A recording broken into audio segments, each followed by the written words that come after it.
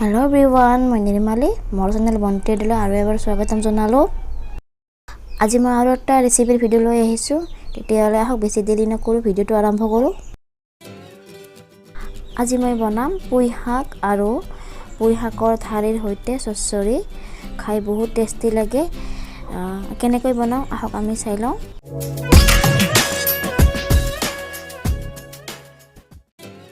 এতিয়া এটা মই মিক্সি জাৰ লৈছো আৰু মই আদা লৈছো, অলপ বেছিকৈ লৈছো আদা, নহৰু লৈছো 10-12 কমান লৈছো, জলকীয়া লৈছো 3টা আৰু লৈছো বেহৰ মানে সৰিহ 3-4 চামুচ লৈছো।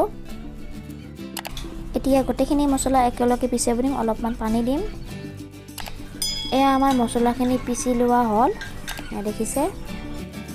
এতিয়া কেৰাহীটো গৰম হৈছে, মই ইয়াত অলপমান তেল দিছো, শুকান জলকীয়া দিছো। এতিয়া এটা তেজপাত দিম আৰু তেজপাত আৰু শুকান জলকীয়াটো অলপ গোল্ডেন কালাৰ হোৱালৈকে ভাজিব দিম। এয়া দিম গোটা জিৰা 1 চামুচ আৰু 1 চামুচ মেথি দানা দিম। এতিয়া গোটা মছলাখিনি অলপ ফুটি উঠিছে আৰু এতিয়া এটা মিডিয়াম সাইজৰ পিয়াজ এনেদৰে ভাজিব দিম। মই এনেধৰণে কাটিছো। এতিয়া পিয়াজখিনি অলপ গোল্ডেন কালাৰ হৈছে আৰু পিছি লোৱা মছলাখিনি একেলগে ইয়াত ভাজিব দিম। কি ধুনীয়া গন্ধ ওলাইছে। এতিয়া জিৰাৰ গুৰি দিম 2 চামুচ সৰু চামুচেৰে।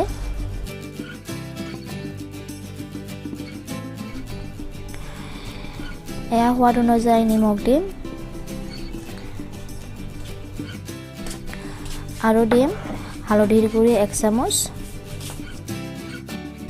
এতিয়া অকমান পানী দিম যাতে মছলাখিনি পুৰি নাযায়, সেইভাবে এতিয়া ভালকৈ মছলাখিনি অলপ ভাজিব দিম। মছলাখিনি এনেদৰে ভালদৰে ভাজি থাকিব লাগিব, যেতিয়ালৈকে তেলখিনি ওপৰলৈ উঠি নাই তেতিয়ালৈকে ভাজি থাকিব লাগিব। আৰু এয়া মই নেমু টেঙা দিম অলপমান।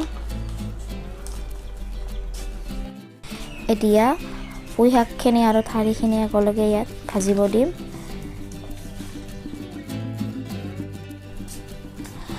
আৰু আলু দিম, মই অলপ ডাঙৰ ডাঙৰ কৰি কাটিছো। এতিয়া 5 মিনিটৰ বাবে ঢাকনিখন দিম। এয়া 5 মিনিট হ'ল, এতিয়া ঢাকনিখন গুচাই চাম।